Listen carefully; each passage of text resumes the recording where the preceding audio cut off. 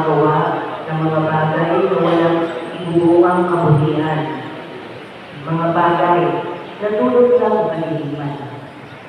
Sa halip ay ilantanin sila at ang kanilang mga gawa, sapagkat kahiyang-hiyang pagtitiman lamang ang mga bagay na ginagawa nila ng iikim. Ang lahat ng nananaltan ay nagdiliwanagan, at ang naliwanagan ay nagiging liwanag. Kaya sinasabi, gumising ka, ikaw na natutulog, magbangon ka mula sa mga patay, at liliwanagan ka ni Kristo.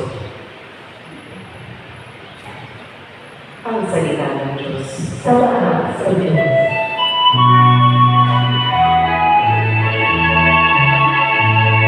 Ang sabi ng buong mahal, sa daigdig ako'y ilaw, kapag ako ay sinuglan.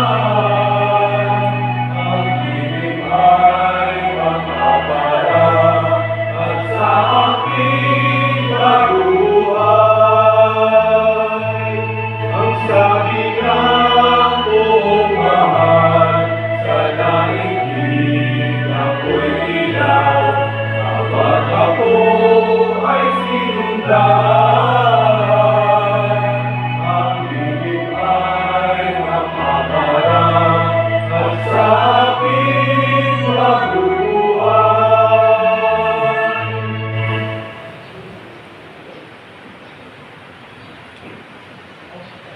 Sumayo ang Panginoon. At sa inyo rin. Mapabuting pilitan ng Panginoon na rin sa lupa. Papuri sa iyo, Panginoon. Noong panahon iyon, sa pagdakan ni Jesus, ay pinakita siya sa kailangang pinakanak ng bulan. At sa Jesus ay lumura sa lupa at gumawa ng tubig.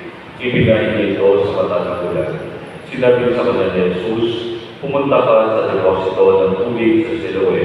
Ang kahulugan nito ay sinugo. Magilagos ka roon. Gayon nga ang ginawa ng bulan at nagbabalik ay nakakikita na. Sinabi ng mga kapitbahay niya at naman nakakita sa kanya noong siya'y napapalimos pa. Hindi ba iyan ang lalaking dati ng papalimos? Sumagot ang ilan, iyan nga. Hindi, kamukha lang, bigla naman ng iba. At sumagot ang lalaki, ako nga po iyon. Dinala nila sa mga Pariseyo ang dating bulan. Araw ng pamamahalingan ng gawa sa Jesus ng tubig at binilatin ang bulan. Tinanong din siya ng mga Pariseyo kung paano siya nakakita. Sinabi niya sa kanila, pinaliran niya ng tubig ang aking mga mata. Nagilang gusto ako pagkatapos at ngayon nakakikita na ako. At sabi ng hari sa mga Pariseyo, hindi mula sa Diyos ang tao ito, sapagkat hindi niya ipinangingili ng araw ng pamamahay.